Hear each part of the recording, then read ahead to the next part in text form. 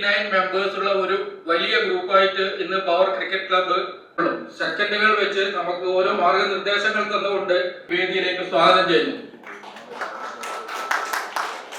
ആവരാത്രം പ്രവർത്തിക്കുന്ന ശ്രീ ബാബു പണ്ടേരി, അദ്ദേഹം ഇവിടെ സ്റ്റേജിലുണ്ട്. അദ്ദേഹത്തിനെയും ഞാൻ ഈ ക്ലബിന്റെ പേരിലും എന്റെ പേരിലും സ്വാഗതം ചെയ്യുന്നു. അദ്ദേഹം ഇതിന് പിറകെ പവനെ കാന്തമായി ഇവിടെ സ്വാഗതം ചെയ്യുക. അതുപോലെ തന്നെ ശ്രീ രാധാകൃഷ്ണൻ, പവറിന്റെ മറ്റൊരു എക്സിക്യൂട്ടീവ് മെമ്പറായിട്ടുള്ള ശ്രീ രാധാകൃഷ്ണനും വേദിയിലുണ്ട്. അദ്ദേഹം ഇന്ന് വയനാട് റിലീഫ് ഫണ്ട് ശേഖരണത്തെ അതിന്റെ ആവശ്യകതയെ കുറിച്ച് വിശദമായി നിങ്ങളോട് സംസാരിക്കുന്നതായിരിക്കും. ശ്രീ രാധാകൃഷ്ണനെയും ഈ വേദിയിലേക്ക് സ്വാഗതം ചെയ്തുകൊള്ളുന്നു. നമ്മളിപ്പോ ഇനി കൂടുതൽ ഈ വിഷയം നീട്ടിക്കൊണ്ടുപോകാൻ ബുദ്ധിമുട്ട്. നമ്മൾ നിശ്ചയിച്ച ടൈം തന്നെ 1 മണിക്കൂർ ഏതാണ്ട് ലേറ്റ് ആയിട്ടുള്ളത്. ചേച്ചിമാർക്കും അനുജന്മാർക്കും ചേട്ടന്മാർക്കും പവർ ക്രിക്കറ്റ് ക്ലബിന്റെ എല്ലാവർക്കും മാഷക്ക് രാധാകൃഷ്ണൻ മാഷക്ക് 1000 സ്വാഗതങ്ങൾ ഞാനിവിടെ സൂചിപ്പിക്കുകയാണ്. അവിടെ എല്ലാവർക്കും ഒരിക്കൽ കൂടി സ്വാഗതം പറഞ്ഞുകൊണ്ട് വളരെ കാലത്തിന് ശേഷമാണ് ക്ലബിന്റെ ഈ തരത്തിലുള്ള ഒരു കുടുംബ സംഗമവും ഒരു മീറ്റിങ്ങും നമുക്ക് ഇത്ര വിപുലമായിട്ട് സംഘടിപ്പിക്കാൻ വേണ്ടി സാധിച്ചിട്ടുള്ളത്. അതിന് എല്ലാ മെമ്പർമാരോടും ക്ലബ്ബ് അങ്ങേയറ്റം കടപ്പെട്ടിരിക്കുകയാണ്.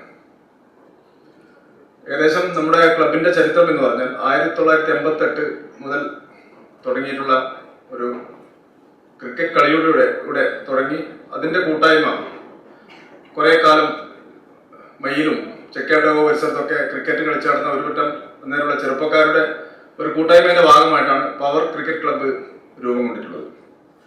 അങ്ങനെ നിരവധി ടൂർണമെന്റുകളിലും നിരവധി മത്സരങ്ങളും ടൂർണമെന്റുകളൊക്കെ സംഘടിപ്പിച്ച് മയിൽ ജില്ലാ തലത്തിലുള്ള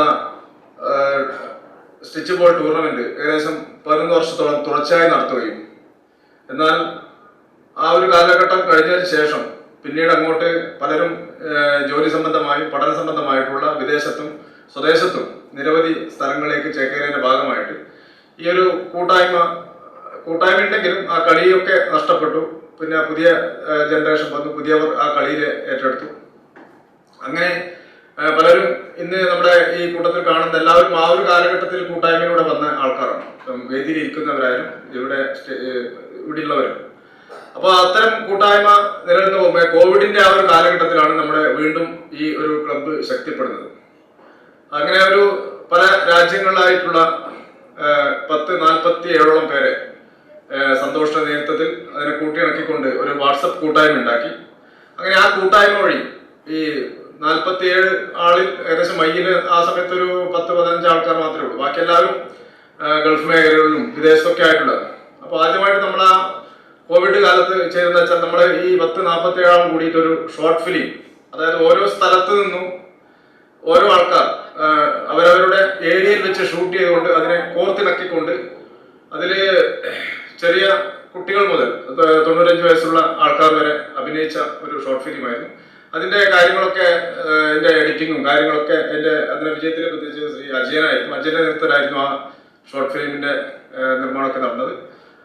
അപ്പോ അങ്ങനെയുള്ള ഒരു പരിപാടി സംഘടിപ്പിച്ചു. പിന്നെ അതുപോലെ തന്നെ നമ്മുടെ കാർഷിക മേഖലയിൽ ഈ കൂട്ടായ്മയുടെ ഭാഗമായിട്ട് ഒരു കപ്പ കൃഷി നട്ടിരുന്നു. പക്ഷെ അതൊക്കെ കംപ്ലീറ്റ് പന്നി കൊണ്ടുപോയതൊന്നും കിട്ടിയില്ല ആ കാലഘട്ടത്തിൽ. 21 നമ്മളെ വീണ്ടും ഒരു എല്ലാവർക്കും പരസ്പരം കാണണമെന്നതിന്റെ ആഗ്രഹത്തിൽ 2021 ഒരു ക്രിക്കറ്റ് ടൂർണമെന്റ് മയിൽ സംഘടിപ്പിച്ചു. പഴയ കളിക്കാർ അന്ന് ആ ക്രിക്കറ്റ് ടൂർണമെന്റിൽ 2 ടീമുകൾ മാത്രമായിരുന്നു. നമ്മളെ ഈ ടീമിൽ തന്നെയുള്ള കളിച്ച 2 ടീമുകളായിക്കൊണ്ട് പല സ്ഥലത്തും ഗൾഫിൽ നിന്നും അതുപോലെ പല രാജ്യങ്ങളിൽ നിന്നും അടക്കം വന്നുകൊണ്ട് ആ ഒരു 2 ദിവസം വന്നുകൊണ്ട് ആ മത്സരം വളരെയധികം വിപുലമാക്കുകയും, അപ്പോൾ ഇത് ഇങ്ങനെ പോരാ, തുടർന്നും എല്ലാ പ്രാവശ്യവും നടത്തണം എന്നതിന്റെ അടിസ്ഥാനത്തിൽ നമ്മളത് വിജയകരമായിട്ട് നടത്താൻ വേണ്ടി സാധിച്ചിട്ടുണ്ട്. 2021, 22, 23 കൊല്ലങ്ങളിൽ അങ്ങനെ ഓരോ വർഷവും വിപുലമായ പരിപാടിയോട് ഇപ്രാവശ്യം അത് 2024 2 ടൂർണമെന്റിലാക്കി. ഒന്ന് 2020, ഒന്ന് ഏകദിന ക്രിക്കറ്റ് ടൂർണമെന്റ്. അങ്ങനെ 2 തരത്തിലുള്ള മത്സരങ്ങൾ നടത്തി. അതുപോലെ തന്നെ ക്ലബ്ബ് സ്പോർട്സ് രംഗത്തായാലും അല്ലെ കലാരംഗത്തായാലും കായിക രംഗത്തായാലും എല്ലാവരും വളർന്നു വരുന്ന യുവാക്കളെ പ്രോത്സാഹിപ്പിക്കുക എന്നുള്ള ഉദ്ദേശത്തിന്റെ ഭാഗമായിട്ട് അവർക്ക് വേണ്ടി വരുന്ന എല്ലാവിധ സഹായങ്ങളും ക്ലബ്ബ് നടത്തി വരുന്നുണ്ട്. പിന്നെ നമ്മളിപ്പം കഴിഞ്ഞ ഈ ഒളിമ്പിക് ദിനത്തിൽ തന്നെ നമ്മൾ മയിൽ പഞ്ചായത്തിലുള്ളൊരു 10-17ഓളം സ്കൂളുകളിൽ സന്ദർശിച്ചിട്ട് ഒളിമ്പിക് ദിന സന്ദേശ യാത്രയും അതുപോലെ തന്നെ എല്ലാ സ്കൂളുകളിലും ഒളിമ്പിക് കിറ്റ്, ബാഡ്മിന്റൺ കിറ്റുകളും ഒക്കെ വിതരണം ചെയ്യുന്ന ഒരു പരിപാടി ഉണ്ടായിരുന്നു. അതൊക്കെ വലിയൊരു നല്ല പരിപാടിയായിട്ടാണ് കാണാൻ വേണ്ടി കഴിയുന്നത്. അതുപോലെ തന്നെ നമ്മുടെ ക്ലബിന്റെ എടുത്തുവരക്ക നേട്ടങ്ങളിൽ നമ്മുടെ കണ്ണൂർ ജില്ലയിൽ തന്നെ ഒന്നോ രണ്ടോ ആൾക്കാരാണ് നമ്മുടെ ഈ കൃഷി വകുപ്പിന്റെ ഇതുമായിട്ട് ബന്ധപ്പെട്ടിട്ട് നമ്മുടെ കൃഷിയെ പറ്റി പഠിക്കാൻ വേണ്ടിയിട്ട് ഇസ്രയേലിലേക്ക് തിരഞ്ഞെടുക്കപ്പെട്ട നമ്മുടെ ഈ മെമ്പർ എക്സിക്യൂട്ടീവ് കമ്മിറ്റി അംഗമായിട്ടുള്ള അജയനായിരുന്നു. അത് നമ്മളെ ക്ലബിനെ സംബന്ധിച്ചോളം എടുത്തു വരേണ്ടതൊക്കെ ഒരു നേട്ടം തന്നെയായിരുന്നു. അത്തരം ഓരോ ആൾക്കാരും അവരുടേതായിട്ടുള്ള വ്യക്തിത്വങ്ങൾ പല മേഖലകളിലും പതിപ്പിച്ചുകൊണ്ട് മുന്നേറിക്കൊണ്ടിരിക്കുന്ന ക്ലബ്ബാണ് പവർ ക്രിക്കറ്റ് ക്ലബ്ബ്. അപ്പൊ ഇനിയും ഇത് നല്ല രീതിയിൽ നമുക്ക് മുന്നോട്ട് കൊണ്ടുപോകേണ്ടതുണ്ട്. കൂടുതൽ കാര്യങ്ങൾ പറഞ്ഞ് നമ്മളിതില്ല. അതാണ് ഒരു ഹ്രസ്വമായിട്ടൊരു റിപ്പോർട്ടാണ്. നമ്മുടെ അടുത്ത ഒരു മീറ്റിംഗ് കൂടി ഇതിന്റെ കണ്ടിന്യൂസ് ആയിട്ട് വേറെ നടക്കാനുണ്ട്. അപ്പൊ അതിൽ കൂടുതൽ കാര്യങ്ങളൊക്കെ സംസാരിക്കാം നമുക്ക്. അപ്പോ എല്ലാവർക്കും ഒരിക്കൽ കൂടി സ്വാഗതം പറഞ്ഞുകൊണ്ട് നിർത്തുന്നു. തീരുമാനങ്ങളാണ് കിട്ടിയിട്ടുള്ളത്. അല്ലാതെ ഞങ്ങൾ റെസീപ്റ്റ് അടിച്ച് അല്ലെങ്കിൽ മറ്റുള്ള രാധാകൃഷ്ണൻ എന്ന ഒരു വ്യക്തി നമുക്ക് 10,000 രൂപ ഒരു ദിവസത്തെ കളി സ്പോൺസർ ചെയ്യാൻ വേണ്ടിയിട്ട് തന്നിട്ടുണ്ടായിരുന്നു. അതുപോലെ നമുക്ക് കളിക്കാൻ വേണ്ടിയിട്ട് പുതിയ താല്പര്യമുള്ള കുറച്ച് ആൾക്കാർ നമുക്ക് 1000 രൂപ വെച്ച് തന്നിട്ടുണ്ടായിരുന്നു, ഒരു 14,000 രൂപ. അതുപോലെ നമുക്ക് മൊമെൻറ്റോ, അതുപോലെ ട്രോഫി കുറച്ച് ആൾക്കാർ സ്പോൺസർ ചെയ്തിട്ടുണ്ട്. ആ വകയിൽ നമുക്ക് 33,000 രൂപയാണ് നമുക്ക് കിട്ടിയിട്ടുള്ളത്. അതുപോലെ ഞങ്ങൾ ഇതിനൊരു ബിറ്റ് എമൗണ്ട് വെച്ചിട്ടുണ്ടായിരുന്നു. ബിറ്റ് എമൗണ്ട് എന്ന് വെച്ചാൽ നമ്മുടെ കളിക്കുന്ന ടീം അവർ ഒരു എമൗണ്ട് വെച്ചിട്ട് ടീമിനെ വിളിച്ചെടുത്തിട്ട് നമ്മുടെ IPL-ലും ഇതൊക്കെ കാണുന്ന പോലെ തന്നെ അങ്ങനെ 2 ടീമുകൾ ഒരു പൈസ, അതായത് ഏസ് ബിൽഡേഴ്സ് 9,850 രൂപയ്ക്ക് ഒരു ടീമിനെ വിളിച്ചെടുത്തിട്ടുണ്ടായിരുന്നു. അതുപോലെ ഡെക്കാൻ അസോസിയേറ്റ് അവർ 9,500 രൂപയ്ക്ക് ഒരു ടീമിനെ വിളിച്ചെടുത്തിട്ടുണ്ടായിരുന്നു. ആ വകയിലും നമുക്ക് ഒരു തുക നമ്മുടെ ക്ലബിന് ലഭിച്ചിട്ടുണ്ട്. 395 ആൾക്കാരെ ഇനിയും കാണാതിരിക്കുകയാണ് ചെയ്തിട്ടുള്ളത്.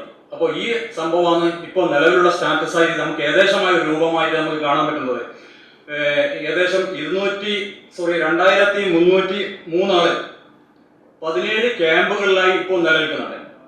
അപ്പോൾ ഈ ക്യാമ്പിലുള്ള അവരുടെ അവസ്ഥ എന്ന് വെച്ചാൽ അവർക്ക് അവരുടെ വീട് നഷ്ടപ്പെട്ടു, അവർ ഉണ്ടാക്കിയ സമ്പത്ത് നഷ്ടപ്പെട്ടു, അവര് പണമായിട്ടോ അല്ലെങ്കിൽ അവരുടെ സ്വർണ്ണാഭരണങ്ങളോ അല്ലെങ്കിൽ മറ്റേതും തരത്തിലുള്ള അവരുടെ നീക്കിയിരിപ്പോ അവർ നഷ്ടപ്പെട്ടിട്ടുള്ളത്. എന്തിനു പറയാൻ, വീടിന്റെ ആധാരം പോലും നഷ്ടപ്പെട്ടിട്ടുണ്ട്. അല്ലെങ്കിൽ അവിടെയുള്ള ആ വീടുകളിലെ കുട്ടികളുടെ സർട്ടിഫിക്കറ്റ് നഷ്ടപ്പെട്ടു. ഇവരെന്ത് പഠിച്ചു എന്ന് തെളിയിക്കാൻ പറ്റാത്ത ഒരു അവസ്ഥയിലാണ് നിന്നുള്ളത്. ഈ ഒരു വലിയ സംഭവം അഭിമുഖീകരിക്കുന്ന ഈ സമയത്ത് നമ്മുടെ ഈ പവർ ക്രിക്കറ്റ് ക്ലബ്ബ് ഇന്ന് നടത്ത യോഗം വളരെ പ്രധാനപ്പെട്ടതാണ്. അതിന് വളരെയധികം പ്രാധാന്യമുണ്ട് എന്നാണ് ഞാൻ ഈ വേദിയിൽ സൂചിപ്പിക്കുന്നത്. അപ്പോൾ നമ്മുടെ മന്ത്രിമാരും സ്റ്റേറ്റ് ലീഡേഴ്സും അല്ലെങ്കിൽ നാഷണൽ ലീഡേഴ്സും ഒക്കെ ഇതിന്റെ ഭാഗമായിട്ട് അവിടെ ക്യാമ്പ് ചെയ്തിട്ട് അല്ലെങ്കിൽ പല സന്നദ്ധ സംഘടനകൾ അവിടെ ക്യാമ്പ് ചെയ്തിട്ട് ഇതിന് എന്തൊക്കെയോ ചെയ്യാൻ പറ്റുമോ എന്ന് ആലോചിച്ചുകൊണ്ടിരിക്കുന്ന ഒരു സമയമുണ്ട്. എവിടെ സൂചിപ്പിച്ചുള്ളത് 635 ഹെക്ടർ സ്ഥലത്തെ കൃഷിയോ അല്ലെങ്കിൽ ആ സ്ഥലം ഒഴുകിപ്പോയി എന്ന് പറയുന്നത്. 635 ഹെക്ടർ സ്ഥലം. നമുക്കറിയാം ഒരു ഹെക്ടർ എന്ന് പറയുന്നത് 2.47 ഏക്കറാണ്. ഇൻറ്റു 635 എന്ന് പറഞ്ഞാൽ ഒരു നാട് തേച്ചും ഒലിച്ചു പോയ അവസ്ഥ. ഇതാണ് അവിടെ ദൃശ്യമായിട്ടുള്ളത്. അപ്പോ ഈ ഒരു സമയത്ത് നമ്മുടെ മുന്നിലുള്ള ചോദ്യം, ഈ ദുരിതാശ്വാസ ഫണ്ട് കളക്ട് ചെയ്യണോ വേണ്ടിയോ എന്നുള്ളത്. അപ്പോൾ ആർക്കും അതിനെ എതിർക്കാൻ പറ്റില്ല, അത് അംഗീകരിക്കാതിരിക്കാൻ പറ്റില്ല. നമുക്ക് ചെയ്യേണ്ടത് നമ്മൾ ഓരോ വ്യക്തികളും നമുക്ക് ഉണ്ടാവുന്ന അല്ലെങ്കിൽ ചെയ്യാൻ പറ്റുന്ന ചെറിയൊരു എമൗണ്ടെങ്കിലും ഇതിനു വേണ്ടി ഉപയോഗിക്കുക. അതായത് ഓരോരാളുടെയും പാർട്ടിസിപ്പേഷൻ അതിൻ്റെ അതിലാക്കുക എന്നുള്ളതാണ് ക്ലബ്ബ് ഉദ്ദേശിക്കുന്നത്. അതോടൊപ്പം ഒരു മാന്യമായ തുക കൈമാറുക എന്നുള്ളൂ. ഈ തുക നമ്മുടെ അടുത്ത ചോദ്യം, ഈ തുക എങ്ങനെ നമ്മൾ കൈമാറുന്നുള്ളതാണ്. നമുക്ക് കൈമാറാൻ സർക്കാർ സംവിധാനങ്ങളുണ്ട്. അല്ലെങ്കിൽ നമുക്ക് നേരിട്ട് ആ സ്ഥലങ്ങളിൽ പോയിക്കൊണ്ട് നമുക്ക് പ്രവർത്തനങ്ങൾ നടത്താൻ പ്രയാസമുണ്ട്. സർക്കാർ സംവിധാനങ്ങളുണ്ട്. ഇന്ന് ഈ പരിപാടി നടക്കുമ്പോൾ നമ്മുടെ അധ്യക്ഷന്റെ സന്തോഷേട്ടന്റെയും അതുപോലെ ബോബോട്ടൊക്കെ നിർദ്ദേശപ്രകാരം ഞാൻ ഇന്ന് ജില്ലാ പഞ്ചായത്ത് പ്രസിഡന്റിനെ ഇന്ന് രാവിലെ വിളിച്ചിരുന്നു. അപ്പോൾ ഞാൻ ഇങ്ങനെ പറഞ്ഞിട്ടുണ്ടായിരുന്നു, നമുക്ക് ദുരിതാശ്വാസ ഫണ്ട് ഇന്ന് കൈമാറാം, അപ്പോൾ മേഡം എവിടെ എത്തിച്ചേരാൻ പറ്റുമെന്ന് ഞാൻ ചോദിച്ചിട്ടുണ്ടായിരുന്നു. അപ്പോൾ തീർച്ചയായും അവർ പറഞ്ഞത് ഉച്ചയ്ക്ക് ശേഷം ഈ ദുരിതാശ്വാസ മേഖലയിൽ ക്യാമ്പ് ചെയ്യുന്നുണ്ട്. അതിന്റെ ഭാഗമായി ഉച്ചയ്ക്ക് ശേഷം അവിടെ പോകുന്നുണ്ട്. വയനാട്ടിൽ എത്തിച്ചേരേണ്ടതാണ്. അത് ഓർഗനൈസ്ഡ് ആയിട്ടുള്ള ഒരു പ്ലാനാണ്. അതിന് എന്തായാലും അതിൽ നിന്ന് മാറിയിക്കാൻ പറ്റൂല. അതുകൊണ്ട് തൽക്കാലം ഈ പരിപാടി ഇന്ന് ഈ ദിവസം ഉണ്ടാവില്ലല്ലോ. നമുക്കിത് കൈമാറാൻ 2 സോഴ്സാണ് ഉള്ളത്. ഒന്ന് ജില്ലാ കളക്ടറാണ് ദുരന്ത നിവാരണ അതോറിറ്റിയുടെ ജില്ലയിലെ ചെയർമാൻ, അതോടൊപ്പം ജില്ലാ പഞ്ചായത്ത് പ്രസിഡന്റാണ് മറ്റൊരാൾ. അപ്പോൾ ഇവർ മുഖേന ഈ രണ്ട് വിഭാഗത്തിലൂടെ നമുക്ക് ഈ ഫണ്ട് കൈമാറാൻ പറ്റുന്നതാണ്. നമുക്ക് ഏത് രീതിയിൽ ഈ ഫണ്ട് കളക്ട് ചെയ്യാൻ പറ്റുമെന്നുള്ളത് ഒരു ചർച്ചാ വിഷയമാണ്. പലപ്പോഴും ഇവിടെ നമ്മുടെ യോഗങ്ങളിലൊക്കെ ചർച്ച ചെയ്തത് സമൂഹത്തിൽ നിന്ന് കളക്ട് ചെയ്യുക എന്നുള്ള ഒരു രീതി മുന്നോട്ട് വെച്ചു. പക്ഷെ അത് ഏറെക്കുറെ അപ്രായോഗികമാണെന്ന് അറിയാം. കാരണം ഒരുപാട് സംഘടനകൾ സമൂഹത്തിൽ അത് ആ രീതിയിൽ മുന്നോട്ട് പോകുന്നത്. അപ്പോൾ ഈ ഒരു അവസ്ഥയിൽ നമുക്ക് ചെയ്യാനുള്ളത് നമ്മുടെ മെമ്പേഴ്സിനിടയിൽ നിന്നുള്ള ചെറുതും വലുതുമായ എമൗണ്ടുകൾക്ക് നമുക്ക് മറ്റു സാധനങ്ങളൊന്നും വേണ്ട. കാരണം ഭക്ഷ്യസാധനങ്ങളോ വസ്ത്രങ്ങളോ ഒക്കെ അവിടെ ഇഷ്ടംപോലെ ലഭിച്ചിട്ടുണ്ട്. അപ്പോൾ അതൊന്നും കൊടുത്തുകൊണ്ട് നമുക്ക് മുന്നോട്ട് പോകാൻ ആവില്ല. കാരണം അത് അവർക്ക് തൽക്കാലം ആവശ്യമില്ല. ഇപ്പം സർക്കാരിൽ തന്നെ ഒരു വ്യക്തിനെ ഇപ്പം ഞാൻ നേരത്തെ പറഞ്ഞ കുറെ ആളെ കാണാതെ അവസ്ഥയുണ്ടായിരുന്നു. ഈ കാണാതായ ആൾക്കാരെ കണ്ടെത്തുക എന്നുള്ളത് പ്രയാസകരമായ ജോലിയാണ്. അപ്പോൾ ഇവരെ ജീവിച്ചിരിപ്പുണ്ടോ ഇല്ലയോ എന്നുള്ളത് ഒരു തർക്ക വിഷയമായി കിടക്കുന്നുണ്ട്. പല ആൾക്കാരെയും നമ്മൾ കഴിഞ്ഞ ദിവസമൊക്കെ കണ്ട പോലെ കാടുകളിൽ നിന്നോ അല്ല ഭക്ഷണമൊക്കെ കഴിക്കാതെ അവരെ പല സ്ഥലത്തും കണ്ടെത്തി എന്നുള്ള വാർത്തകളൊക്കെ മുന്നിട്ട് വരുന്നുണ്ട്. അപ്പോൾ ഇവിടെ ഒരു വ്യക്തിക്ക് അയാൾ മരണപ്പെട്ടോ ഇല്ലയോ എന്നുള്ളത് പിന്നീടുള്ള വിഷയം. ആ വ്യക്തി അയാളെ ആശ്രിതന് എങ്ങനെ പൈസ കൈമാറുന്നില്ല ഒരു പ്രയാസം ഇവിടെ നിലനിൽക്കുന്നുണ്ട്. ഇപ്പൊ എന്ന് വെച്ചാല് ഇത് ഇയാൾ ജീവിച്ചിരിപ്പുണ്ടോ ഇല്ല, ഒരു മൃതശരീരം കിട്ടിയാലേ ഇയാൾ ജീവിച്ചിരിപ്പുണ്ടോ അല്ലെങ്കിൽ മരിച്ചോ എന്നുള്ളത് വ്യക്തമാവില്ല. ഒരു മൃതശരീരം കിട്ടി ഞാൻ ഉറപ്പിക്കാം അയാൾ മരിച്ചു കഴിഞ്ഞു. ഈ പല ആൾക്കാരെയും കിട്ടിയിട്ടില്ല. അപ്പൊ ഇവരുടെ ആശ്രിതർക്ക് എങ്ങനെ ഫണ്ട് കൈമാറും? ആ ഒരു ചോദ്യം സർക്കാരിന് മുന്നിൽ നിലനിൽക്കുന്നുണ്ട്. അതിന് സർക്കാരിന് ചെയ്യാൻ പറ്റുന്നത് എന്താണെന്ന് വെച്ചാല് ഒരു FIR പോലീസ് ഒരു FIR ഇട്ട് കഴിഞ്ഞാൽ ഈ FIRൽ വില്ലേജ് ഓഫീസിൽ നിന്ന് അതിന്റെ എൻക്വയറി നടക്കും. എൻക്വയറി നടത്തി ഇത് താലൂക്ക് ഓഫീസിലേക്ക് പോകും. തഹസിൽദാർ താൽക്കാലികമായി ഈ വ്യക്തി മരണപ്പെട്ടതായി അത് റിപ്പോർട്ടുകളൊന്നും കിട്ടിയിട്ടില്ലെങ്കിൽ മരണപ്പെട്ടതായി പ്രഖ്യാപിക്കും. ഇത് പ്രഖ്യാപിച്ചാൽ ഇത് താൽക്കാലികമാണ്. ആയതുകൊണ്ട് അടുത്ത സ്റ്റെപ്പ് എന്താണെന്ന് ചോദിച്ചാൽ ഇത് ഗസറ്റിൽ നോട്ടിഫിക്കേഷൻ വരും. ഗസറ്റിലോ മീഡിയയിലൊക്കെ ഇത് വരും. അതിന് 30 ദിവസത്തെ സമയം കൊടുക്കും. ഈ 30 ദിവസം കൊണ്ട് ഇതിനെതിരെ തർക്ക വിഷയങ്ങളൊന്നും വന്നിട്ടില്ലെങ്കിൽ ആ വ്യക്തി മരണപ്പെട്ടതായി കണക്കാക്കുകയും തുടർന്ന് ആശ്രിതർക്ക് ഫണ്ട് കൈമാറുകയും ചെയ്യുകയാണ് ചെയ്യുന്നത്. അതിന് വലിയൊരു താമസം എടുക്കുന്നുണ്ട് എന്നുള്ളതാണ് വിഷയം. അപ്പോൾ പവർ ക്രിക്കറ്റ് ക്ലബിന് അത് മറ്റ് സർക്കാർ തലത്തിലുള്ള ഒരു കാര്യങ്ങളാണ്. പവർ ക്രിക്കറ്റ് ക്ലബിന് ഈ മേഖലയിൽ ഫണ്ട് സ്വരൂപിക്കാൻ വേണ്ടി നമ്മളൊക്കെ ചർച്ച ചെയ്ത് ഒരു തീരുമാനത്തിലെത്തേണ്ട അവസ്ഥയാണ് ഞാനിവിടെ അവതരിപ്പിക്കുന്നത്. നമുക്കെന്ത് ചെയ്യാൻ പറ്റും എന്നുള്ളതാണ് തീരുമാനിക്കേണ്ടത് നമ്മളൊക്കെയാണ്. അത് ഏത് ഒരാളും ഒരു വ്യക്തിയും ചെയ്യുന്ന ഒരു ചെറിയ സംഭാവന പോലും ഈ ഗ്രൂപ്പിന്റെ അല്ലെങ്കിൽ ഈ ഗ്രൂപ്പ് ഉദ്ദേശിക്കുന്നത് ഈ വയനാട് ഡിസാസ്റ്റർ മേഖലകളിൽ അല്ലെങ്കിൽ വയനാട് റിലീഫ് മേഖലകളിൽ പ്രയാസം അനുഭവിക്കുന്നവരുടെ അവർക്ക് എന്തൊക്കെ സഹായം നൽകാൻ പറ്റും എന്നുള്ള കാര്യത്തിൽ തന്നെയാണ്. അപ്പൊ നമ്മളത് തുടർന്നുള്ള ചർച്ചകളിൽ അത് ചർച്ച ചെയ്ത് എന്തൊക്കെ ആരോഗ്യമൊക്കെ ചെയ്യാൻ പറ്റും അത് വളരെ പെട്ടെന്ന് കൈമാറുകയും വേണം. ഏകദേശം ഇന്ന് 3 ഡേറ്റ്. ഒരു 3-4 ദിവസത്തിനുള്ളിൽ ഈ ഫണ്ട് നമ്മൾ ഡേറ്റ് ഒക്കെ തീരുമാനിച്ച് അറിയിക്കുന്നതാണ്. ആ ഡേറ്റിനുള്ളിൽ ഫണ്ട് കൈമാറുകയും നമുക്കത് ബഹുമാനപ്പെട്ട ജില്ലാ പഞ്ചായത്ത് പ്രസിഡന്റ് മുഖേനയോ അല്ലെങ്കിൽ ബഹുമാനപ്പെട്ട ജില്ലാ കളക്ടർ മുഖേനയോ നമുക്ക് ഈ ഫണ്ട് മുഖ്യമന്ത്രിയുടെ ദുരിതാശ്വാസ നിധിയിലേക്ക് നമുക്കത് കൈമാറാൻ പറ്റുന്ന ഒരു അവസ്ഥ തന്നെ നിലവിലുണ്ട്. CMDRF എന്നൊക്കെ നമ്മൾ കേട്ടിട്ടുണ്ട്. ഇപ്പം പ്രളയം വന്ന സമയത്തൊക്കെ നമ്മളൊക്കെ അത് ചെയ്ത കാര്യങ്ങളാണ്. അപ്പോൾ ഇതാണ് എനിക്ക് എല്ലാവരുടെ മുന്നിൽ അഭ്യർത്ഥിക്കാനുള്ളത്. ഈ കമ്മിറ്റി വിപുലപ്പെടുത്തുന്നതിൻ്റെ ആവശ്യം അനിവാര്യമായിരിക്കുകയാണ്. അപ്പോൾ അത്തരമൊരു സാഹചര്യത്തിൽ നമ്മൾ ഒരു പുതിയ പാനൽ പ്രപ്പോസൽ നിങ്ങളുടെ മുമ്പിൽ വെക്കുകയാണ്. അപ്പോൾ അത് വായിക്കാം. ഒന്ന്, നമ്മുടെ രക്ഷാധികാരികളായിട്ട് നമ്മളെ സ്ഥിരമായിട്ട് എപ്പോഴും നിശബ്ദമായിട്ട് നമുക്ക് പിന്തുണ പ്രഖ്യാപിക്കുന്ന ധന്യാട്ടനും മധുവാട്ടനും അവർ നമ്മളെ ഈ ഒരു കമ്മിറ്റിയിൽ നമ്മളെ ഭാഗമാകും. പിന്നെ പുതുതായിട്ട് നമ്മൾ നിലനിൽക്കുന്ന ഈ 7 എക്സിക്യൂട്ടീവ് മെമ്പേഴ്സിന് പുതുതായിട്ട് നമ്മൾ ആഡ് ചെയ്യുന്ന ആൾക്കാരുടെ പേരാണ് ഞാനിപ്പം പറയാൻ പോകുന്നത്. ഒന്ന്, നമ്മുടെ ഗണേഷ് CC. പിന്നെ നമുക്ക് എല്ലാവർക്കും അറിയാം, നമ്മളെ ഈ ക്ലബിനെ 1980 കാലഘട്ടങ്ങളിൽ നമ്മുടെ ക്ലബിൻ്റെ ആദ്യകാല പ്രസിഡന്റും അതിനാൽ ക്ലബിനെ ശക്തമായിട്ട് മുന്നോട്ട് നയിച്ച ഒരാളുമാണ്. പക്ഷേ അദ്ദേഹത്തിൻ്റെ ഈ ഒരു ഫാമിലി സൂപ്പർ മാർക്കറ്റിൻ്റെ അതിൻ്റെ ഒരു ഇനീഷ്യൽ സ്റ്റേജിൽ കാരണമാണ് നമ്മൾ ഈ 2021 ശേഷം അദ്ദേഹത്തിന് നമ്മൾ സജീവമാകാതിരുന്നത്. അപ്പോൾ അതിൻ്റെ ആ ഒരു ബാലാരിഷ്ട മാറ്റി നിർത്തിക്കൊണ്ട് അദ്ദേഹം നമ്മളായിട്ട് സഹകരിക്കണം, അത് കൂടുതൽ ശക്തമായി നമ്മളെ കൂടെ വരണം എന്നുള്ളതാണ് ആവശ്യം. അതുകൊണ്ട് ഗണേഷ് CC ഞാൻ ഇന്ന് നിർദ്ദേശിക്കുന്നു. അതുപോലെ തന്നെ നമ്മുടെ ആദ്യകാലങ്ങളിൽ നമ്മളൊപ്പരം വളരെ സജീവമായിട്ടുള്ള ആളാണ് നമ്മളെ അജിത് മാഷ്. നമ്മുടെ സാമൂഹിക സാംസ്കാരിക മേഖലകളിലൊക്കെ നിറഞ്ഞു നിൽക്കുന്ന ഒരു സാന്നിധ്യം. അതുപോലെ അദ്ദേഹത്തിൻ്റെ തിരക്കുകൾ നിങ്ങൾ മനസ്സിലാക്കുന്നു. എന്നിരുന്നാലും നാടകക്കൂട്ടം അങ്ങനെയുള്ള പല കാര്യങ്ങളും അദ്ദേഹം സജീവമായിട്ടുണ്ട്. എന്നിരുന്നാലും ഇതിൻ്റെ എക്സിക്യൂട്ടീവ് കമ്മിറ്റിയിലേക്ക് അദ്ദേഹത്തിനെ ഞാൻ നമ്മളെ ഒരു പാനലിൽ നിർദ്ദേശിക്കുന്നുണ്ട്. അപ്പോൾ അതും എല്ലാവരും പിന്നെ നമ്മുടെ ഒരു സജീവ സാന്നിധ്യം കഴിഞ്ഞ 2-3 വർഷങ്ങളായി ഞങ്ങളുടെ ഒപ്പമുള്ള അഷ്റഫ് എക്സൈസ്, അദ്ദേഹം എനിക്ക് തോന്നുന്നു നമ്മുടെ ആദ്യ 2 വർഷങ്ങൾക്ക് മുമ്പ് നമ്മൾ നടന്ന ടൂർണമെൻറ്റിന് ശേഷം നമ്മളെ ഒപ്പരം സജീവമായിട്ടുണ്ടാവുകയും നമ്മുടെ അതിനുശേഷമുള്ള പല പ്രവർത്തനങ്ങളിലും നമ്മുടെ പവർ ക്രിക്കറ്റ് ക്ലബിൻ്റെ ഒരു സാമൂഹ്യ ഇടപെടലുകൾക്ക് വേണ്ടിയിട്ട് അദ്ദേഹത്തിൻ്റെ പ്രവർത്തനങ്ങൾ വളരെ ശക്തമായിട്ടുണ്ടായിട്ടുണ്ടായിരുന്നു.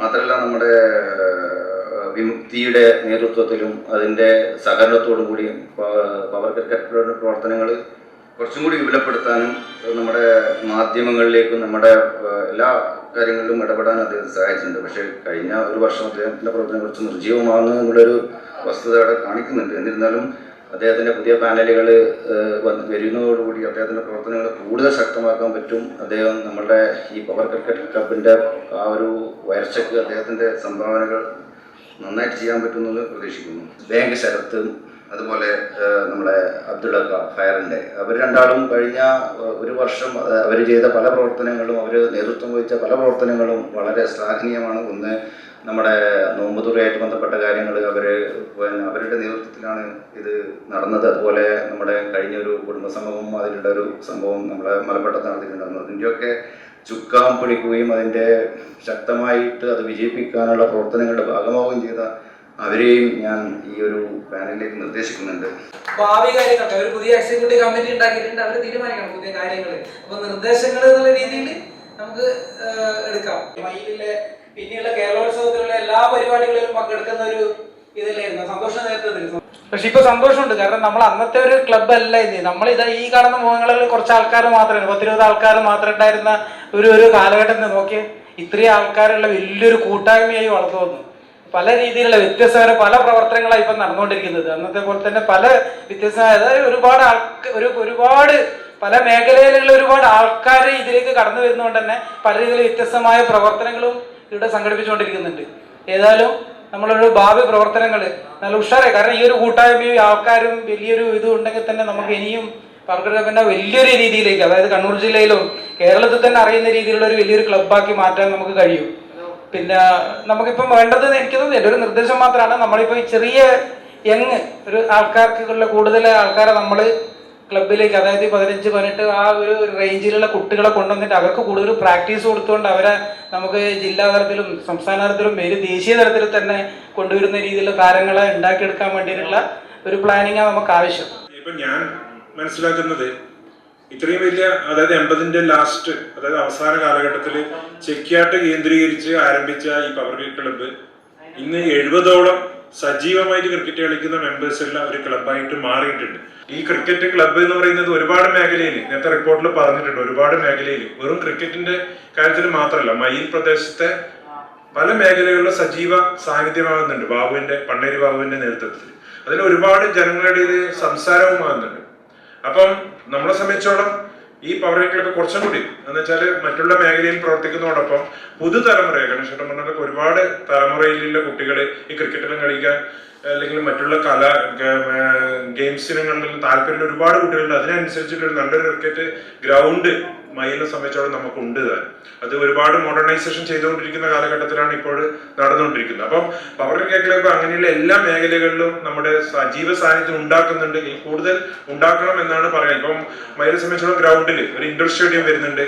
അതുപോലെ തന്നെ എനിക്ക് തോന്നുന്നത് പിന്നെ ട്രാക്ക്, അതായത് സിന്തറ്റിക് ട്രാക്കിന്റെ ആലോചനകളൊക്കെ നടന്നുകൊണ്ടിരിക്കുന്നുണ്ട്. അപ്പൊ എല്ലാ മേഖലയിലും പുതിയ കുട്ടികളെ കൊണ്ടുവരുവാനും അതുപോലെ തന്നെ പ്രവർത്തനത്തിന്റെ പ്രവർത്തന മേഖല കുറച്ചുകൂടി വിപുലീകരിച്ചിട്ട് നമ്മുടെ പുതിയ തലമുറയ്ക്ക് വെറും ഒരു മൊബൈൽ ഫോണിൽ അവരുടെ ജീവിതം പണയം വെക്കുന്ന രീതിയിൽ നിന്ന് ആകും എന്നുള്ള പ്രതീക്ഷ എനിക്കുണ്ട്. സത്യത്തിൽ ഈ ശനിയാഴ്ച കർക്കിടക ഭാവമാണെങ്കിൽ എൻ്റെ ഞാൻ ഒരു കോളേജിൽ അസിസ്റ്റൻറ്റ് പ്രൊഫസറായിട്ടാണ് ജോലി ചെയ്യുന്നത്. വർക്കിംഗ് ആണ്.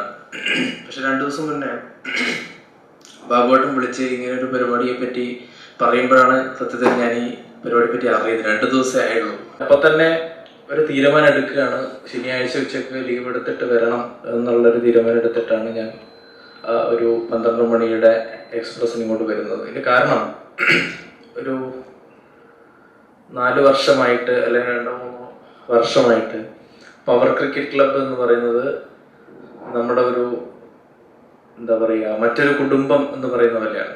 കാരണം അത്രയേറെ ക്രിക്കറ്റ് കളിയുടെ അപ്പുറത്ത് ഒരു സ്നേഹോഷ്മളമായ ബന്ധം ഓരോരുത്തരുമായിട്ടുണ്ട് എന്നുള്ളതാണ്.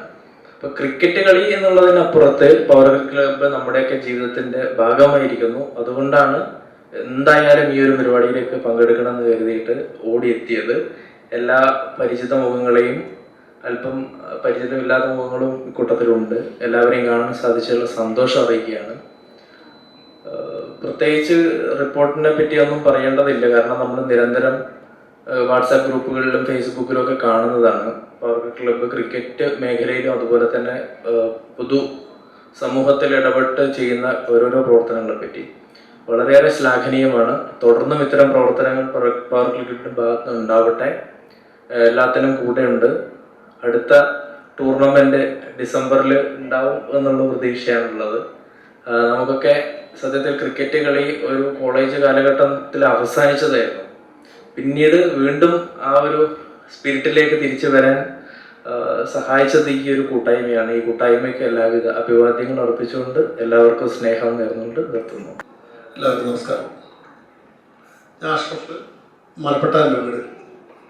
എനിക്ക് ഇതുപോലുള്ള ആൾക്കാരാണ് ശരിക്കും നമ്മുടെ ഭാവി തലമുറ പവറിൻ്റെ. കാരണം ഞാൻ എക്സൈസ് ഡിപ്പാർട്ട്മെൻറ്റ് ജോലി ചെയ്യുന്നത് അതിൻ്റെ അനുഭവ വെളിച്ചത്തിൽ ഞാൻ പറയുകയാണ്, 16-25 വയസ്സിന് ഇടയിലുള്ള യുവാക്കളെയാണ് ലഹരി പദാർത്ഥങ്ങളായിട്ട് പിടിക്കുന്നത്. അപ്പോൾ അത് ശ്രദ്ധിക്കേണ്ടത്, ഈ പഴയ നമ്മൾ കളിക്കുന്ന ഫുട്ബോള്, ഇട്ടിങ് ഗോല്, അങ്ങനെ ഒരുപാട് കളിയുണ്ട്, എല്ലാം മറന്നുപോയി. അപ്പം അന്നേരം ഈ ലഹരി പദാർത്ഥങ്ങൾ ഉപയോഗമില്ല. കാരണം സ്കൂൾ വിട്ട് കഴിഞ്ഞാൽ പെട്ടെന്ന് കളിക്കളത്തിലേക്ക് വയലിലേക്ക് ഓടിപ്പോയി അത് കളിക്കാനൊരു ഇൻട്രസ്റ്റ് ആയിരുന്നു. എന്നിട്ട് രാത്രി ഒരു സന്ധ്യ നമുക്ക് വന്നിട്ടില്ലെങ്കിൽ വീട്ടിൽ നിന്ന് വഴക്ക് പറഞ്ഞ് നേരെ വീട്ടിലേക്ക് കയറാം. അപ്പം അതില്ല. ഇപ്പം ഒരു മൊബൈലോ വീട് വിട്ടിട്ട് പിന്നെ പുറത്തേക്ക് ഇറങ്ങി മൊബൈൽ നോക്കി ലഹരി പദാർത്ഥങ്ങൾ ഉപയോഗിക്കലാണ് ഇപ്പം നടക്കുന്നത്. അപ്പം അതിവിടെ പറയാൻ കാരണം, ഈ പവർ ക്ലബ്ബ് ഉള്ള കുറച്ച് ആൾക്കാർ ഇപ്പോൾ കളിക്കാനും ക്രിക്കറ്റ് കളിക്കാനും വരുന്ന സമയം കണ്ടെത്തുന്നുണ്ട്. അപ്പോൾ ഈ ലഹരി പദാർത്ഥങ്ങൾ ഉപയോഗം പരമാവധി കുറക്കാൻ പറ്റും. അപ്പം ഒരു 25 വയസ്സിലുള്ളവരെ നിർബന്ധമായിട്ടും നാട്ടിലെ സെൻസസ് എടുത്ത് അവർ നമ്മുടെ കളിക്കളത്തിലേക്ക് കൊണ്ടുവരാനുള്ള, നമ്മളെ പ്രദേശത്തുള്ളവരെ കൊണ്ടുവരാൻ നമ്മൾ ശ്രമിക്കണം. അപ്പോൾ അതിന് പ്രധാനപ്പെട്ട നമ്മളൊരു പോരായ്മയുണ്ട്. ഞാനിപ്പോൾ 3 വർഷം ഏകദേശം ഇതിൽ അംഗമായിട്ട് 88 മുതൽ ഞാൻ മയിൽ പ്രവർത്തിക്കുന്നുണ്ട്. അവിടെ പഠിച്ചത് അതുകൊണ്ടാണ്. പക്ഷെ അവിടെ നമുക്കൊരു ആസ്ഥാനമില്ല. പവർ എന്ന് പറഞ്ഞിട്ടുണ്ട്. ആർക്കെ പവറിൻ്റെ ഒരു ക്ലബില്ല. നമ്മൾ ആദ്യം നമ്മൾ ഇരിക്കാനുള്ള ഒരു സ്ഥലമാണ് വേണ്ടത്. ഒരു ചെറിയൊരു സ്ഥലം കണ്ടെത്തി എന്നാലും ഒരാളുടെ പവർ ക്ലബിലേക്ക് വരാം. ഇത് പവർ ക്ലബ്ബ് എന്ന് പറഞ്ഞാൽ മയിൽ ഗ്രൗണ്ടാണ്. ഒരു നനഞ്ഞാൽ പോലും ഇരിക്കാനുള്ള സ്ഥലമില്ലാത്ത സ്ഥലമാണ്. അത് ശരിയായി വരാം. അപ്പം ആദ്യം നമുക്കൊരു ക്ലബിന് ഒരു ക്ലബ് ഉണ്ടാക്കി, ക്ലബിന് ഒരു ആസ്ഥാനം ഇരിക്കാനുള്ള ഒരു സ്ഥലം ഉണ്ടാക്കി കണ്ടെത്തണം. അത് ഇപ്പം പുതിയതായിട്ട് തന്നെ ചേർത്തിട്ടുണ്ട്. ഞാൻ അതുകൊണ്ട് പഴയ കാര്യങ്ങൾ പറയുന്നത് ശരിയല്ല എന്നുള്ളത് കുറേ കാര്യങ്ങളുണ്ടായിരുന്നു, പോരായ്മകളുണ്ടായിരുന്നു. അപ്പം അതെങ്കിലും മാറ്റിയെടുക്കും എന്ന് വിശ്വാസം നമുക്ക് മാറ്റിയെടുക്കാം എന്നാണ് ഈ സമയത്ത് പറയാനുള്ളത്. പിന്നെ നമ്മുടെ ഈ ഡിസംബറിൽ മാത്രം കളി മാത്രം അത് പോരാത്തത്, നമ്മുടെ ഒരു ഫിസിക്കൽ ഫിറ്റ്നസിനുള്ള ഒരു സംവിധാനം കൂടി രാവിലെ എല്ലാവർക്കും എത്താൻ പറ്റില്ലെങ്കിലും ഒരു 10 കിലോമീറ്റർ ചുറ്റളവുള്ളവർ അവിടെ രാവിലെ ഒരു ഫിസിക്കൽ ഫിറ്റ്നസിന് വേണ്ടിയിട്ടുള്ള സംവിധാനം നമ്മുടെ ക്ലബ്ബ് ഒരുക്കണം. അല്ലാതെ ഇപ്പം ഏറ്റവും കൂടുതൽ സ്ട്രോക്ക്, അറ്റാക്ക് ഇതുപോലെ രോഗങ്ങൾ വന്ന് ചെറുപ്പക്കാർ 35 വയസ്സിന് താഴെയുള്ളതാണ് കൂടുതൽ മരണം സംഭവിക്കുന്നത്, സ്ട്രോക്കിൽ വരുന്നത്. അപ്പോൾ അതൊരു വലിയ വിഷയമാണ്. അപ്പോൾ അതേ സമയത്ത് ഡിസംബറിൽ മാത്രം പെട്ടെന്ന് കളിച്ച് എന്തെങ്കിലും അപകടം വന്നു കഴിഞ്ഞാൽ അതിന് ഉത്തരവാദിത്വം നമുക്കല്ല, ക്ലബിന് തന്നെയാണ്. അപ്പോൾ മാക്സിമം നാട്ടിലുള്ള ആൾക്കാരെ, നമ്മുടെ ക്ലബ്ബ് മെമ്പർമാരെ അവിടെ ഫാമിലി അടക്കം വന്ന് വ്യായാമം ചെയ്യുകയാണെങ്കിൽ കുറച്ചുകൂടി ഗുണം. ഞാൻ മടിയനാണ്, അപ്പോൾ എന്നെ കൂടി അതിൽ ഉൾപ്പെടുത്തണം എന്നുള്ളതുകൊണ്ടാണ് ഞാനിങ്ങനെ പറയാൻ കാരണം. മയിൽ ഗ്രൗണ്ടിൽ ഇപ്പോൾ അയിത്ത് മാഷ് 8 കിലോമീറ്റർ നടക്കുന്നു പറഞ്ഞിട്ടുണ്ട്. അയിത്ത് മാഷ് പറഞ്ഞാൽ 8 കിലോമീറ്റർ നടക്കുന്നു. മയിൽ ഗ്രൗണ്ട് 4 റൗണ്ട് അടിക്ക് മാഷം പോകും. പക്ഷേ 8 കിലോമീറ്റർ മാർച്ച് കാണുന്നത്, 1 കിലോമീറ്റർ 400 മീറ്ററാണ്. 4 പ്രാവശ്യം കിടന്ന് 8 കിലോമീറ്റർ മാർച്ച് കണക്കൂട്ടുന്നത്. പക്ഷെ അതുപോലെ നല്ലൊരു ട്രെയിനറെ വെച്ചിട്ട് നമുക്ക് ഒരു PT, ഒരു ഫിസിക്കൽ ഫിറ്റ്നസ്സിന് വേണ്ട സംവിധാനം ചെയ്യണം. കുറച്ച് കാര്യം പറയാനുണ്ട്, പക്ഷേ കൂടുതൽ ഒന്നും പറയുന്നില്ല. എന്നെ ഈ എക്സിക്യൂട്ടീവ് കമ്മിറ്റിയുടെ അടുത്തിൽ സന്തോഷമുണ്ട്. എനിക്ക് ചെയ്യാൻ പറ്റുന്നത് ഞാനതിൽ നിർദ്ദേശം കൊടുക്കാം, ഒറ്റയ്ക്ക് ചെയ്യാൻ കഴിയില്ല. പക്ഷെ എന്നാലും ഈ ചെറിയ കാര്യങ്ങൾ എനിക്ക് ചെയ്യാൻ പറ്റിയിട്ടുണ്ട്.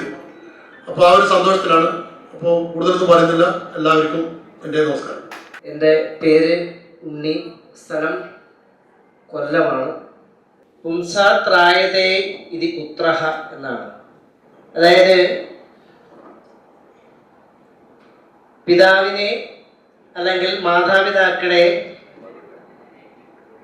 പും എന്ന് പറയുന്ന നരകത്തിൽ നിന്നും ത്രാണനം ചെയ്യുന്നത് ഉന്നതിയിലേക്ക് എത്തിക്കുന്ന അല്ലെങ്കിൽ അതിൻ്റെ യശസ്സിലേക്ക് എത്തിക്കാൻ കഴിയുന്നവരാണ് പുത്രൻ എന്നർത്ഥം. അങ്ങനെ പുത്രൻ്റെ സഹായത്താൽ അല്ലെങ്കിൽ പുത്രൻ്റെ കാരുണ്യത്താൽ ഈ ഒരു ക്രിക്കറ്റ് ക്ലബിൻ്റെ അംഗമാകാൻ ഭാഗ്യമുണ്ടായതിൽ ഞാൻ വളരെയധികം സന്തോഷിക്കുന്നു. കാരണം ഞാൻ ഒരു അധ്യാപകനാണ്. ചില സന്ദർഭങ്ങളിലൊക്കെ കുട്ടികളുടെ ചില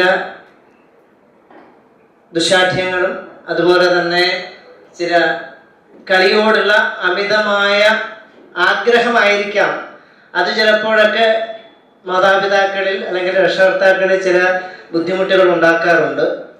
അങ്ങനെ ഒരു കൂട്ടത്തിലായിരുന്നു എൻ്റെ മകനും. പക്ഷേ ഇപ്പോൾ ഞാൻ വളരെയധികം അഭിമാനിക്കുന്നു. കാരണം ഇത്തരത്തിലുള്ള ഒരു കുടുംബാംഗങ്ങളുമായിട്ട് പങ്കെടുക്കാനും അതിൽ ഒരു അംഗമാകാനും ഞാൻ കഴിഞ്ഞ ദിവസം ബാബുവേട്ടനെ ഒരു വാട്സപ്പിൽ കൂടി ഇന്നത്തെ ഈ പരിപാടിയുടെ ഒരു വാട്സപ്പ് മെസ്സേജ് കണ്ടിരുന്നു. അപ്പോഴും തന്നെ ഞാൻ വിളിച്ചിരുന്നു. അപ്പം ഞാൻ ഈ ക്രിക്കറ്റ് ക്ലബിൽ അംഗമല്ല, അപ്പം ഞങ്ങൾ എങ്ങനെ വരിക എന്ന് ചോദിച്ചു. അപ്പോൾ എന്നെ ഈ പരിപാടിയിൽ വരുന്നതിന് വേണ്ടിയിട്ടെങ്കിലും എന്നെ അംഗമാക്കണമെന്ന് ബാബുവേട്ടനോട് ഞാൻ അപേക്ഷിക്കുകയുണ്ടായി. ഇപ്പോൾ ബാബുവേട്ടൻ പറഞ്ഞത് എന്തായാലും ജനറൽ ബോഡിയൊക്കെ ഉണ്ട്, അത് കഴിഞ്ഞ് നമുക്ക് തീരുമാനിക്കാം. എന്തായാലും എന്നെയും ഇതിലെ ഒരു അംഗമാക്കണമെന്ന്, കാരണം മകൻ്റെ സഹായത്തോടു കൂടിയാണ് ഇതിലേക്ക് വരാൻ സഹായിച്ചത്. അതുപോലെ തന്നെ ഇവിടെ പറഞ്ഞ നിർദ്ദേശങ്ങളൊക്കെ നല്ലതാണ്. ഒരു ആസ്ഥാനം അത്യാവശ്യമാണ്. പ്രത്യേകിച്ച് ഫിസിക്കൽ ഫിറ്റ്നസിൻ്റെ ഭാഗമായിട്ട് നമുക്കെല്ലാവർക്കും ഒത്തുചേരാനും രാവിലെ ആയിട്ടും വൈകുന്നേരങ്ങളിലായാലും പരിശീലനങ്ങളിൽ ഏർപ്പെടാനും അതുപോലെ തന്നെ ഒന്ന് ഇരുന്ന് നമ്മുടെ ഈ പറയുന്നതായ കാര്യങ്ങൾ മാത്രമല്ല മറ്റ് കുശലങ്ങളും മറ്റ് പരിഭവങ്ങളും സന്തോഷങ്ങളും ഒക്കെ പങ്കുവയ്ക്കാനുമുള്ള ചില ഇരിപ്പിടം നമുക്ക് ആവശ്യമാണ്. അതിനുകൂടി ഒരു സ്ഥലം മയിൽ കേന്ദ്രീകരിച്ച് ഉണ്ടാകണമെന്ന് കൂടി ഒരു അഭ്യർത്ഥനയുണ്ട്. എല്ലാവർക്കും ഈ വേദിയിലേക്ക് എന്നെ ക്ഷണിച്ചതിൽ വളരെയധികം നന്ദി ഞാൻ പ്രകാശിക്കുന്നു. സദസ്സിലുമുള്ള ബഹുമാന്യ വ്യക്തികൾ, എൻ്റെ ഈ ഇത്രയും കാലത്തെ ജീവിത അനുഭവത്തിൽ എനിക്ക് ഏറ്റവും സന്തോഷം തോന്നിയത് ഈ പവർ ക്രിക്കറ്റ് ക്ലബിൽ ഒരു മെമ്പറാകാൻ സാധിച്ചു എന്നുള്ളത് തന്നെയാണ്. അതുകൊണ്ട് തന്നെ എന്നാൽ കഴിയുന്ന എല്ലാ കാര്യങ്ങളും ഞാൻ ഈ ക്ലബിൽ ചെയ്തിട്ടുണ്ട്. എനിക്ക് അറിയുന്ന കാര്യങ്ങളൊക്കെ നമ്മുടെ ക്ലബിലുള്ള ആൾക്കാരുമായി പങ്കുവെക്കാറുണ്ട്. സാമൂഹിക സാംസ്കാരിക രംഗത്ത് ഇന്ന് കണ്ണൂർ ജില്ലയിൽ ഏറ്റവും കൂടുതൽ അറിയപ്പെടുന്ന ഒരു ക്ലബ്ബായി തന്നെ നമ്മുടെ ക്ലബ്ബ് വളർന്നിട്ടുണ്ട്. സ്പോർട്സിൻ്റെ കാര്യത്തിൽ കഴിഞ്ഞ പ്രാവശ്യം ഒരു 10-15ഓളം സ്കൂളുകളിൽ പോയി നമ്മുടെ അന്താരാഷ്ട്ര ഒളിമ്പിക് ദിനത്തിൻ്റെ അന്നാണ് ആൾക്കാർ സ്കൂളിലെ ടീച്ചേഴ്സൊക്കെ മനസ്സിലാക്കുന്നത് ഇങ്ങനെ ഒരു സംഭവം മയ്യിലുണ്ട് എന്നുള്ളത്. അതന്നെ വലിയൊരു അനുഭവമായി തോന്നിയിട്ടുണ്ട്. അതുപോലെ തന്നെ ജീവകാരുണ്യ പ്രവർത്തനത്തിലും എല്ലാത്തിലും ഇന്ന് കണ്ണൂർ ജില്ലയിൽ ഏറ്റവും കൂടുതൽ അറിയപ്പെടുന്ന ഒരു ക്ലബിൽ മെമ്പറാകാൻ സാധിച്ചു എന്നതിൽ വളരെ അഭിമാനമുള്ളതായി നിങ്ങളെ അറിയിക്കുന്നു. ഇവിടെ ബഹുമാനരായ പല വ്യക്തികളുണ്ട്. നമ്മൾ ഏറ്റവും ബഹുമാനിക്കുന്ന നമ്മളെല്ലാ കാര്യങ്ങളും ചർച്ച ചെയ്യുന്ന നമ്മുടെ രാധാകൃഷ്ണൻ മാഷ്, അതുപോലെ തന്നെ വേദിയിലുള്ള നമ്മുടെ സന്തോഷേട്ടൻ, എല്ലാവരും, അത് ഒരാളെ പേരെടുത്ത് പറയുമ്പോൾ കുറെ നിങ്ങൾക്ക് അതിൻ്റെ ഒരു വിഷമം ഉണ്ടാവും. പേര് ഞാൻ അധികം ഒന്നും പറയുന്നില്ല. എല്ലാ ആൾക്കാരും ഇതിൻ്റെ നേതൃത്വം വഹിക്കുന്നവരും നാട്ടിൽ നന്മയുണ്ടാകണം എന്നുള്ളത് കൊണ്ട് തന്നെയാണ് ഇങ്ങനെ ഒരു പ്രവർത്തനം നടത്തുന്നത്. അതെ, നമ്മുടെ ക്ലബിൻ്റെ നേതൃത്വത്തിലൊരു ഫണ്ട് സമാഗമം നടത്തുന്നുണ്ട്. നമുക്കറിയാം, ഇന്നലെ വാട്സപ്പിലൊക്കെ കാണുന്നില്ലേ, ഇന്നലെ ഉറങ്ങിയത് വയനാടാണ്, വന്ന് മരിച്ചു വീണത് നിലമ്പൂരാണ്. നമുക്കറിയുന്നവരോ നമ്മളെക്കുറിച്ച് അറിയുന്നവരോ അല്ല അതൊന്ന് എടുത്തുകൊണ്ടുപോയി മോർച്ചറിയിലൊക്കെ വെക്കുന്നത്. ആ ഒരു കാര്യങ്ങളൊക്കെ മനസ്സിലാക്കി ഫണ്ട് ശേഖരണത്തിൽ മുഴുവൻ ആൾക്കാരും പങ്കാളികളാണ് എന്ന ഒറ്റൊരു നിർദ്ദേശത്തോടു കൂടി ഈ ക്ഷണിച്ചതിന് നന്ദി പറഞ്ഞുകൊണ്ട് നിർത്തുന്നു. നമസ്കാരം. മയ്യിൽ തന്നെയാണ് നമ്മുടെ ആസ്ഥാനം. അതുകൊണ്ട് ഒരു പ്രത്യേക ആസ്ഥാനം ഇല്ലെങ്കിൽ കുഴപ്പമില്ലാത്ത രീതിയിലാണ് നമ്മൾ ഇതുവരെ പ്രവർത്തിച്ചു വരുന്നത്. പക്ഷെ നമ്മളൊരു സ്വന്തം ആസ്ഥാനം നിലയിലൊക്കെ നമ്മളൊരു സ്ഥലമൊക്കെ നോക്കി വരുന്നുണ്ട്. അപ്പോൾ സ്വന്തമായിട്ടൊരു സ്ഥലം, സ്വന്തമായിട്ട് കെട്ടിടം എന്നാണ് നമ്മളൊരു ആഗ്രഹം.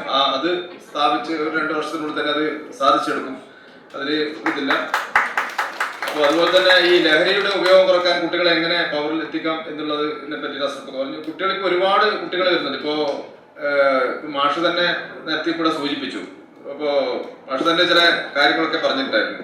അപ്പോൾ അത് ചില കുട്ടികൾ ചിലപ്പോൾ രക്ഷിതാക്കളെ അത്ര ഇതിലുള്ളതായിരിക്കും, ചിലപ്പോൾ അവർ പറഞ്ഞാൽ കേൾക്കൂല.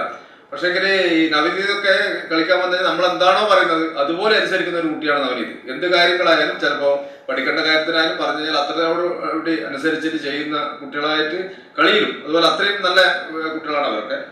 അതുപോലെ തന്നെ ഇവിടെ ഏറ്റവും ഇതിലായിട്ടുള്ള കളിക്കുന്ന ദർശക്, നവനീത്, ഇവരൊക്കെ കളിയിൽ മാത്രമല്ല, അവര് വിദ്യാഭ്യാസ ഇതിലും നവനീതൊക്കെ സംസ്ഥാന തലത്തിൽ ക്ലേ മോഡലിംഗിൽ അത്രയും ശക്തമായ മത്സരിച്ചിട്ട് ജസ്റ്റ് സമ്മാനം നഷ്ടപ്പെട്ടു വരുന്ന ആളാണ്. അതുപോലെ തന്നെ പല ഇനത്തിൽ, അതുപോലെ തന്നെ ദർശനക്ക് കണ്ണൂർ ജില്ലാ തലത്തിലും സംസ്ഥാന തലത്തിലുള്ള ക്വിസ് മത്സരങ്ങളിൽ പല മത്സരങ്ങളും വിജയിപ്പിച്ചിട്ടുള്ള വ്യക്തിയാണ്. അങ്ങനെ കളി മാത്രമല്ല ഇത്തരം ആൾക്കാരുടെ കളിയോടൊപ്പം തന്നെ പഠനത്തെ എങ്ങനെ കൊണ്ടുപോകാന്നില്ല എന്റെ മാതൃകയാക്കേണ്ട ചെറുപ്പക്കാർ തന്നെയാണ് നമ്മുടെ ക്ലബിലുള്ള മിക്ക ആൾക്കാർ. റെഗുലർ ആക്കാവുന്നില്ല അസ്രഫിയുടെ നല്ലൊരു നിർദ്ദേശമായിരുന്നു. കാരണം ഇപ്പം മൈത്മാഷൊക്കെ എല്ലാ ദിവസവും വന്നിട്ട് രാവിലെ നടക്കുന്നുണ്ട്. അദ്ദേഹത്തിന്റെ ഇപ്പോഴത്തെ ആരോഗ്യസ്ഥിതി കണ്ടാൽ അറിയാം. അതുപോലെ തന്നെ ഓരോ ആൾക്കാർ ഓരോ മേഖലകളിൽ ഓരോ ഇടങ്ങളിൽ നിന്ന് കാര്യങ്ങളൊക്കെ ചെയ്യുന്നുണ്ട്. അതിന് കൂട്ടായിട്ടൊരു നമ്മളൊരു സ്ഥലമോ കാര്യങ്ങളൊക്കെ ഉണ്ടായിക്കഴിഞ്ഞാൽ അതിന്റെ രീതിയിൽ ചെയ്യാനുള്ള സംവിധാനം ഉണ്ടാക്കാൻ വേണ്ടി സാധിക്കുന്നതെന്ന് പറയാനുള്ളത്. നമ്മളെ ഓരോ ആൾക്കാർക്കും അതിൻ്റെതായിട്ടുള്ള ഓരോ വ്യായാമം ചെയ്യുന്നതിന് ആവശ്യമായിട്ട് ഇപ്പം അച്ഛൻ്റെ വീട്ടിൽ സ്വന്തമായിട്ട് ഷട്ടിൽ കോർട്ടുണ്ട്, സ്വന്തമായിട്ട് സ്വിമ്മിംഗ് പൂളുണ്ട്. അതൊക്കെ പലരും പോയിട്ട് അവിടെ നിന്ന് ഉപയോഗപ്പെടുത്തിക്കൊണ്ട് ചെയ്യുന്നുണ്ട്. അപ്പോൾ അങ്ങനെയുള്ള പല സംവിധാനങ്ങളും പലരുടെ ആയിട്ടുള്ള സ്ഥലങ്ങളുണ്ട്. അങ്ങനെ പലരും ഇതിന്റെ രീതിയിലുള്ള പല വ്യായാമങ്ങൾ ഏറ്റെടുത്തിട്ട് ചെയ്യുന്നുണ്ട്. അപ്പൊ അതിനെയും നമുക്ക് വിപുലമായിട്ട് ക്ലബിന്റെ രീതിയിൽ മുന്നോട്ട് കൊണ്ടുപോകാൻ വേണ്ടി സാധിക്കുന്നതിനാണെന്ന് പറയുന്നത് ഇത്തരം ചർച്ചയിൽപ്പെടുത്ത് സംസാരിച്ച എല്ലാവരെയും സ്വാഗതം ചെയ്യുന്നു. ഇനിയും ഇത്തരം നല്ല നിർദ്ദേശങ്ങൾ നിങ്ങളുടെ ഭാഗത്തുണ്ടാണെന്ന് അപേക്ഷിച്ച് നിർത്തുന്നു. രാഹുലിന്റെ നേതൃത്വത്തിലാണ്. അപ്പോൾ രാഹുലിന്റെ ഈ ഒരു മീറ്റിംഗിന് നന്ദി പ്രകടനത്തിന് വേണ്ടി ഞാൻ ക്ഷണിച്ചോളൂ. അറിയിക്കുകയാണല്ലോ. അപ്പോൾ നമ്മൾ ഈ സെഷൻ ഈ നന്ദിയോടുകൂടി അവസാനിക്കുകയാണ്. അടുത്തത് നമുക്ക് വലിയൊരു പരിപാടി മുന്നിൽ ഉണ്ട്. എല്ലാവർക്കും വേദിയിൽ ഇരിക്കുന്ന നമ്മുടെ രക്ഷാകർത്താക്കൾ, അത് കുട്ടികൾ, എല്ലാവർക്കും പവർ ക്രിക്കറ്റ് ക്ലബിന്റെ പേരിൽ ഞാൻ നന്ദി അറിയിച്ചുകൊണ്ട് ഈ സെഷൻ ഇവിടെ അവസാനിച്ചതായി പ്രഖ്യാപിക്കുന്നു.